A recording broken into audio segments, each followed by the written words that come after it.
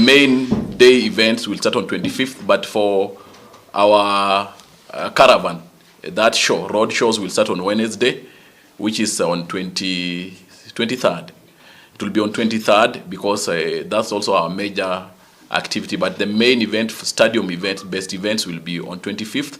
And I believe that any Luhya, first of all, now that this is going to Bungoma, first of all, the MPs from Bungoma should be part and parcel of this process. Any person that is of goodwill, who is willing to support AFC Leopards, we want to see them come and embrace this particular function. Gala hours are always important to a club. It's actually the epitome of a league. So the boys are upbeat, and to me, I'm supporting it 100% because that's the only time you appreciate your players.